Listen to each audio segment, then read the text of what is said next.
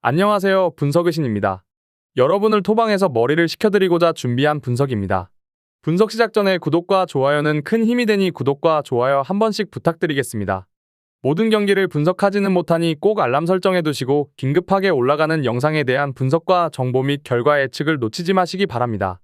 이외 더 다양한 경기의 분석과 결과 예측이 필요하시다면 영상 하단의 고정 댓글에 링크로 연락주시면 더 많은 도움을 드릴 수 있도록 하겠습니다. 추천 조합은 영상 마지막에 기재해두었습니다.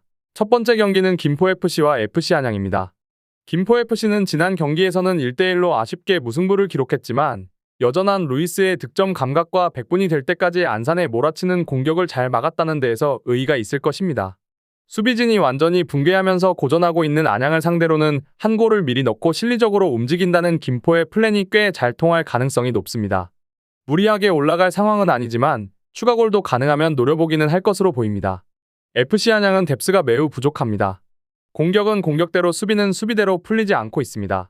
특히 이창용, 박종현이 모두 빠져버린 수비진이 비상사태인데 지난 경기에서도 수비수의 터치 실수가 그대로 실점으로 연결되는 등 시즌 막판에 갑자기 주전들이 대거 이탈한 상황에서 선수들의 체력, 집중력 이슈가 더 두드러지게 나타나고 있습니다. 결론을 말씀드리자면 김포의 승리를 기대해보는 매치입니다. 일단 안양의 뎁스 부족이 성적 난조로 이어지고 있다는 점은 분명해 보이는 상황입니다. 김포가 무리하게 다득점을 기록하려고 올라갈 상황은 아니지만 특히 수비 상황에서 실수가 많아진 안양을 상대로 골을 미리 넣고 잠근다는 플랜을 구상해볼 수 있을 것으로 보여집니다. 두 번째 경기는 서울 이랜드와 경남FC입니다.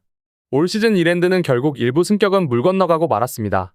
올 시즌 내내 공격적으로 운영하기는 했는데 고질병인 수비적인 불안은 여전했으며 그렇다고 최근 공격력이 폭발하는 양상은 아닙니다.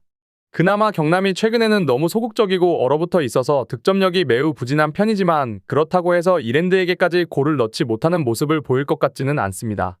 경남FC는 일단 최근에는 한 골 차 승부에서 약한 모습입니다. 상대의 우주방어에 당황하면서 라인을 올리다가 역습을 당하는 시기입니다. 다만 이랜드는 일단 잠그기와는 어울리지 않는다는 점은 다행일 것입니다. 그나마 변수라고 할 수 있다면 최근 경기가 안 풀리면서 선수들이 자신감을 잃은 듯한 모습을 보인다는 점일 것입니다. 결론을 말씀드리자면 경남의 승리를 추천드리는 경기입니다. 최근 선수들이 전반적으로 얼어붙어 있다는 점은 감안해야 하지만 이랜드의 수비력도 높은 평가를 해주기 어렵다는 것이 중론입니다. 경남이 상대의 극단적인 수비 양상을 뚫는 데는 고전하지만 이랜드 같이 달려드는 운영에게는 꽤 괜찮은 성과를 내기도 했었기 때문입니다. 마지막 경기는 부산 아이파크와 천안시티입니다. 부산 아이파크는 가장 흐름이 좋은 팀입니다. 현재 리그에서 6연승을 달리고 있는 상태고 경남까지 잡으면서 1위 자리도 유지하고 있습니다. 천안이 한풀 꺾인 기세를 보이고 있는데 일방적인 흐름에서 천안을 공략할 만한 옵션은 상당히 많은 편입니다.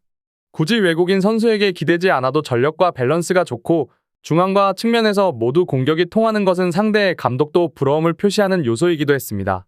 천안시티는 김천에게 1대3으로 패하면서 결국 무패 행진은 깨지고 말았습니다.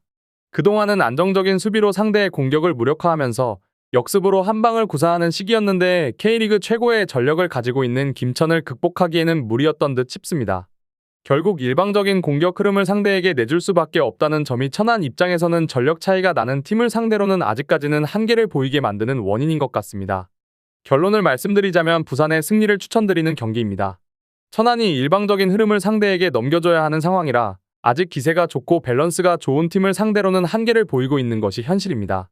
물론 부산의 공격이 중앙과 측면에서 모두 통하고 있다고 해도 천안의 밸런스를 무시하기는 어렵지만 승부에서는 부산이 유리한 것이 사실인 것 같습니다. 제가 지금 드리는 정보는 초안을 바탕으로 널려있는 뻔한 자료는 다 패스하고 간략하게 설명을 드린 것입니다. 추가적인 조합을 원하신다면 구독과 좋아요를 눌러주시면 감사하겠습니다. 더 다양한 경기에 대한 세부적인 분석과 결과를 궁금하시다면 영상 하단의 고정 댓글을 확인해주세요. 여러분이 건전한 스포츠 문화를 즐기실 수 있도록 항상 최선을 다하도록 하겠습니다. 시청해주셔서 감사합니다.